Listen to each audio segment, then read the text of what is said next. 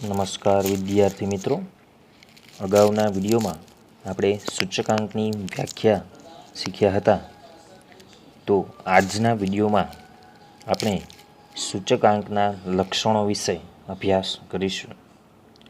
તો સૂચકાંકના લક્ષણો તમને 3 માર્ક્સની અંદર એ પ્રશ્ન પૂછાઈ શકે. તો સૂચકાંકની વ્યાખ્યા પરથી એના કેટલાક લક્ષણો છે, બરાબર. તો 5 લક્ષણો છે. એમાં પહેલું લક્ષણ, સૂચકાંક એક સાપેક્ષ માપ હોવાથી તે એકમથી મુક્ત માપ છે. તો આપણે અગાઉ જોયું હતું કે સૂચકાંક છે કેવું માપ છે, તો કે સાપેક્ષ માપ છે. સાપેક્ષ માપ હોવાથી તે એકમથી મુક્ત માપ છે. માનો કે સૂચકાંક 250 આવ્યો છે તો એ ₹250 લખી શકાય નહીં, જેથી કરીને આપણે કહી શકીએ કે સૂચકાંક છે એકમથી મુક્ત માપ છે, એમાં કોઈ પાછળ એકમ લખવાનો હોતો નથી. ત્યારબાદ બીજું લક્ષણ, જુદા જુદા એકમોવાળી ચલ રાશિની કિંમતમાં થતા ફેરફારો સૂચકાંક દ્વારા સરખાવી શકાય છે, તેથી સૂચકાંક તુલનાત્મક માપ છે. તો આપણે સૂચકાંકની વ્યાખ્યામાં જ આપણે જોયું કે બે જુદા જુદા સમયો છે એની સરખામણી કરવામાં આવે છે. તો એવી જ રીતના અહીંયા જુદા જુદા એકમોવાળી કોઈ પણ ચલ રાશિ હોય એની જે કિંમત છે એ કિંમતમાં જે ફેરફારો થાય છે એ આપણે સૂચકાંક દ્વારા આપણે દર્શાવીએ છીએ. તેથી આપણે કહી શકીએ કે સૂચકાંક છે એ તુલનાત્મક માપ છે. એક એકમની બીજા એકમ સાથે સરખામણી કરી શકીએ છીએ કે એક જ ચલ રાશિની કિંમતમાં જે ફેરફારો થાય છે, બરાબર, કે જુદા જુદા સમયો છે એની ચલ રાશિની કિંમતમાં ફેરફારો હોય છે, એ ફેરફારો દર્શાવવા માટે આપણે સૂચકાંકનો ઉપયોગ કરીએ છીએ. એટલા માટે એ તુલનાત્મક માપ છે એમ કહી શકાય. ત્રીજું, સૂચકાંક ટકાવારી દર્શાવતું એક સાપેક્ષ માપ છે. તો આપણે વ્યાખ્યામાં જોયું હતું કે જે ફેરફાર દર્શાવે છે પણ એ ફેરફાર કેવો છે, તો કે ટકાવારી ફેરફાર, બરાબર. એટલા માટે સૂચકાંક છે એ ટકાવારી ફેરફાર દર્શાવે છે અને એ એક સાપેક્ષ માપ છે એમ કહી શકાય. ત્યારબાદ ચોથું લક્ષણ, સૂચકાંક એક વિશિષ્ટ સરેરાશ માપ છે. તે સરેરાશના બધા લક્ષણો ધરાવે છે. તો એક સૂચકાંક છે એ વિશિષ્ટ સરેરાશ માપ છે, બરાબર. તો એ સરેરાશ જે છે એના બધા લક્ષણો છે એ બધા લક્ષણો અહીંયા સૂચકાંકને લાગુ પડે છે, બરાબર. એ આપણે ધોરણ 11માં જે મધ્યવર્તી સ્થિતિના માપો છે એમાં આપણે જુદી જુદી સરેરાશના માપો શીખ્યા હતા, બરાબર. એના જે લક્ષણો હતા એ બધા જ લક્ષણો અહીંયા સૂચકાંકના લક્ષણો ધરાવે છે એમ કહી શકાય.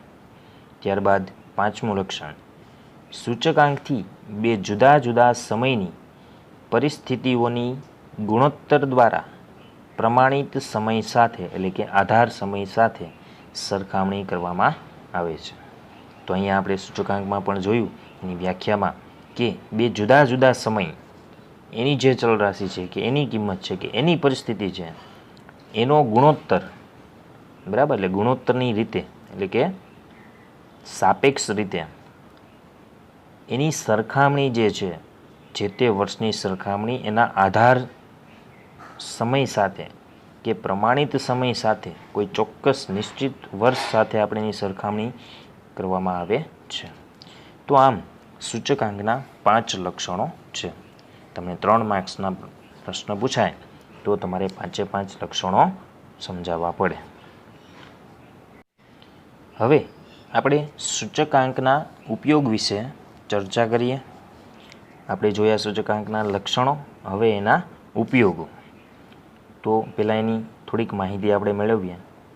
સૂચકાંક વિશે સામાન્ય ખ્યાલ એવો છે કે સૂચકાંક માત્ર ચલ રાશિની કિંમત તેમજ ભાવ સપાટીની સામાન્ય વધઘટનું માપ શોધવા માટે વપરાય છે, પરંતુ હવે તેનો ઉપયોગ ભાવ સપાટીમાં થતા વધઘટના અભ્યાસ પૂરતો સીમિત રહ્યો નથી. અત્યારના પરિવર્તનશીલ યુગમાં સૂચકાંકનો ઉપયોગ વિવિધ ક્ષેત્રમાં થતો જોવા મળે છે. આપણે વ્યાખ્યા પરથી આપણને એમ થાય કે કોઈ પણ ચલ રાશિ છે એની કિંમત છે કે કોઈ પણ ભાવ છે એની જે વધઘટ થાય છે એની માટે જ આપણે સૂચકાંકનો ઉપયોગ કરીએ છીએ. પણ આજના યુગમાં, આધુનિક યુગમાં જે ભાવ સપાટી છે કે ચલ રાશિની કિંમતની જે વધઘટ છે એના અભ્યાસ માટે પૂરતો સીમિત નથી.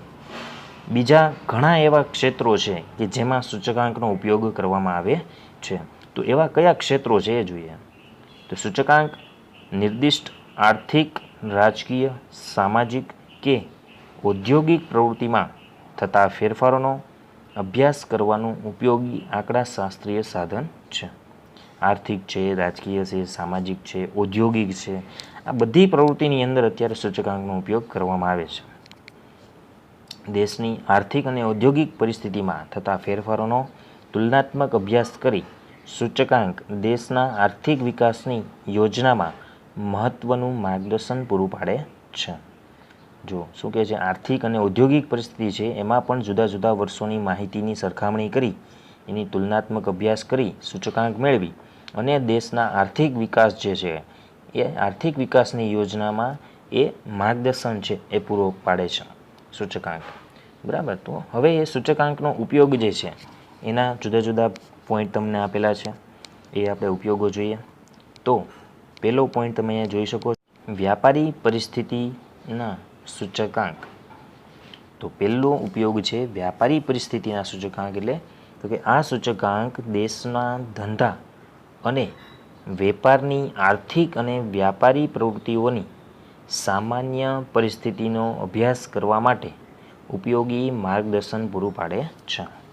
તો વ્યાપારી પરિસ્થિતિનો સૂચકાંક તો કે ધંધાની અંદર કે વેપારની અંદર આર્થિક અને વેપારી જે પ્રવૃત્તિઓ છે એની સામાન્ય પરિસ્થિતિ કેવી છે એનો અભ્યાસ કરવા માટે આ સૂચકાંકનો ઉપયોગ આપણને માર્ગદર્શન પૂરું પાડે છે. એટલે પહેલું થઈ ગયું વ્યાપારી પરિસ્થિતિના સૂચકાંક. ત્યારબાદ બીજું જથ્થાબંધ ભાવનો સૂચકાંક. તો આ સૂચકાંક દેશની સામાન્ય ભાવ સપાટીમાં થતા ફેરફારો માપે છે. આ સૂચકાંક સરકાર, ઉત્પાદકો તથા વેપારીઓને નીતિ વિષયક નિર્ણયો જેવા કે અર્થતંત્રમાં વસ્તુઓની માંગ અને પુરવઠો, ભવિષ્યની કિંમતોનું અનુમાન કરવા તથા ભવિષ્યની યોજનાના ઘડતર માટે ઉપયોગી નીવડે છે.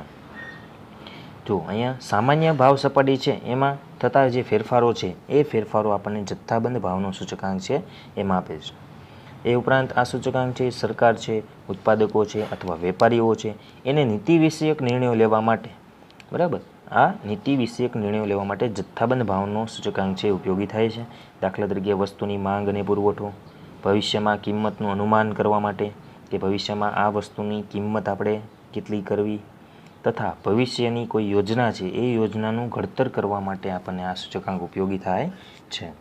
આ સૂચકાંકની મદદથી ભાવ સપાટીમાં થતા ફેરફારોના અભ્યાસ દ્વારા ભારતીય રિઝર્વ બેંક ફુગાવાને નિયંત્રણમાં રાખવા જરૂરી પગલાં લેવા માટે ઉપયોગમાં લે છે. જો શું કહે છે, આ જથ્થાબંધ ભાવનો સૂચકાંક છે, આ સૂચકાંકની મદદથી ભાવ સપાટીમાં થતા ફેરફારોના અભ્યાસ દ્વારા, એટલે ભાવની અંદર જે ફેરફારો થાય છે એનો અભ્યાસ કરી અને એ અભ્યાસની મદદથી ભારતીય રિઝર્વ બેંક જે છે એ ફુગાવાનો જે દર છે એને નિયંત્રણમાં રાખવા માટે કયા સાવચેતીના પગલાં લેવા, બરાબર, એ લેવા માટે આ જથ્થાબંધ ભાવના સૂચકાંકનો ઉપયોગ કરવામાં આવે છે. તો ફુગાવાનો દર જે આપણે કીધું કે ફુગાવાના દરને નિયંત્રણ રાખવા માટે આ સૂચકાંકનો ઉપયોગ થાય છે. તો તમને એક વાક્યની અંદર તમને ફુગાવાના દરનું સૂત્ર તમને પૂછી શકે કે ફુગાવાના દરનું તમે સૂત્ર લખો.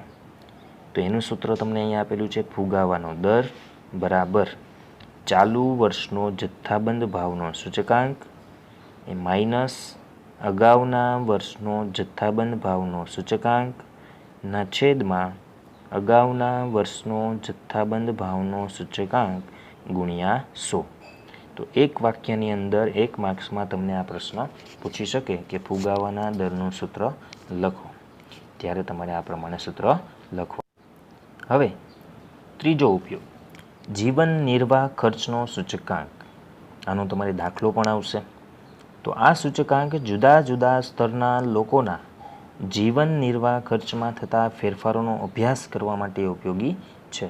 આ સૂચકાંક નાણાંની ખરીદ શક્તિ નક્કી કરવા માટે, કર્મચારીઓના પગાર નક્કી કરવા, મોંઘવારી ભથ્થા, બોનસ, વાસ્તવિક વેતન, વગેરેની ગણતરી કરવા તથા સરકારને કર નીતિના ઘડતરમાં આ જીવન નિર્વાહ ખર્ચનો સૂચકાંક છે ઉપયોગી થાય છે. બરાબર. સરકારને પણ કે કોઈ પણ પેઢીને પણ નાણાંની ખરીદ શક્તિ, કર્મચારીઓના પગાર, મોંઘવારીના ભથ્થા, બોનસ કેટલું આપવું, વાસ્તવિક વેતન આપણે કેટલું આપવું, આ બધી ગણતરી કરવા માટે આ સૂચકાંક મદદરૂપ થાય છે. ત્યારબાદ ચોથું, માનવ વિકાસનો સૂચકાંક. તો આ સૂચકાંક માનવ વિકાસની કક્ષા, એનું જીવન ધોરણ કેવું છે, એનું અપેક્ષિત આયુષ્ય અને શિક્ષણનું સ્તર નક્કી કરવા માટે આપણને માનવ વિકાસનો સૂચકાંક ઉપયોગી થાય છે. અને તે પરથી માનવીય શક્તિઓનો વિકાસ માટે આપણને જાણકારી મળી રહે છે. ત્યારબાદ પાંચમું, રાષ્ટ્રીય આવકનો સૂચકાંક. તો કે આ સૂચકાંક દેશની આર્થિક પરિસ્થિતિનું મૂલ્યાંકન કરવામાં તેમજ સરકારને પંચવર્ષીય યોજનાઓના લક્ષ્યાંકો નક્કી કરવા માટે ઉપયોગી થાય છે. એટલે શું કે છે, આર્થિક પરિસ્થિતિનું મૂલ્યાંકન, કે દેશની આર્થિક પરિસ્થિતિ કેવી છે તેનું મૂલ્યાંકન, અને સરકારને જે પંચવર્ષીય યોજનાઓ છે એના જે લક્ષ્યાંકો છે, એના હેતુ છે, એ નક્કી કરવા માટે પણ આ રાષ્ટ્રીય આવકનો સૂચકાંક જે ઉપયોગી થાય છે.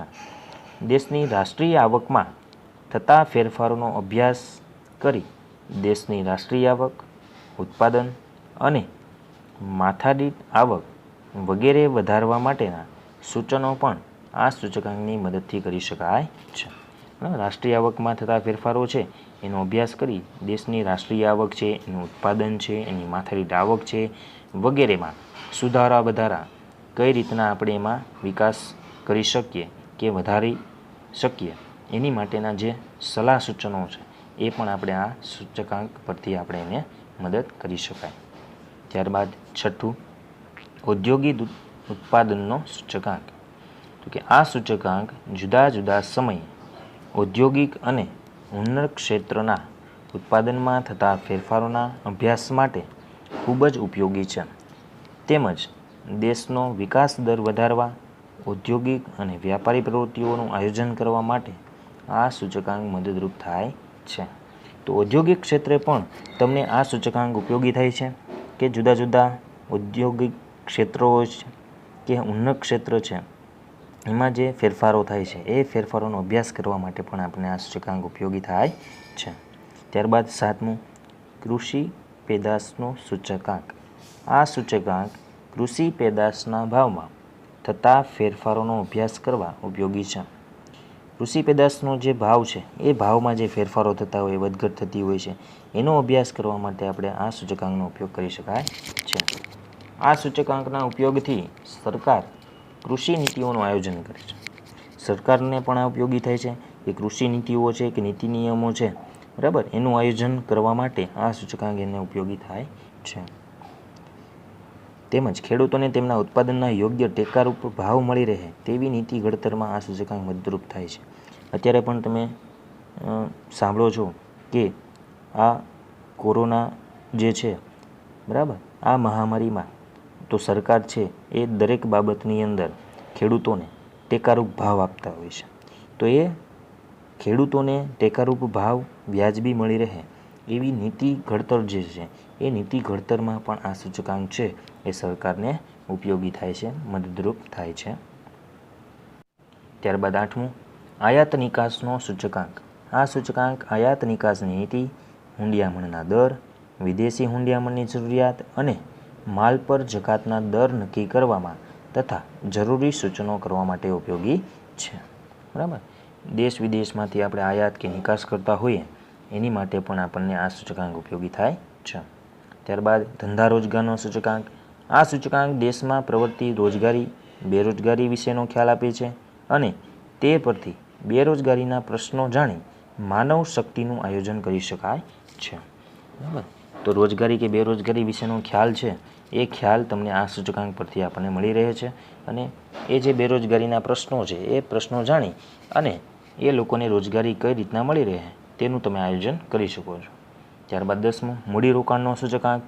આ સૂચકાંક શેર સ્ટોક, ડિબેન્ચર, સરકારી જામીનગીરીઓ વગેરેના ભાવમાં થતી વધઘટ અને મૂડીરોકાણની ગતિશીલતાનો અભ્યાસ થઈ શકે છે.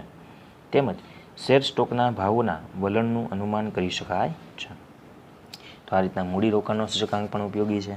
અને છેલ્લું છે 11મું કાચા માલનો સૂચકાંક. આ સૂચકાંક વેપારીઓ, ઉદ્યોગપતિઓ, અર્થશાસ્ત્રીઓ વગેરેને ઉત્પાદન વેચાણ નીતિઓમાં જરૂરી માર્ગદર્શન પૂરું પાડે છે. બરાબર, આ રીતના 11 સૂચકાંક તમને આપ્યા છે જે જુદી જુદી રીતના આપણને ઉપયોગી થાય છે. જેમ બેરોમીટર હવામાન, હવાનું દબાણ, વાવાઝોડું અને વરસાદની આગાહી કરવામાં ઉપયોગી બને છે, તેમ સૂચકાંક દેશની સમગ્ર આર્થિક પ્રવૃત્તિ, વ્યાપારી અને સામાજિક પ્રવૃત્તિઓમાં થતા ફેરફારો માપવાનું તથા તેમનો તુલનાત્મક અભ્યાસ કરવાનું એક આવશ્યક સાધન છે.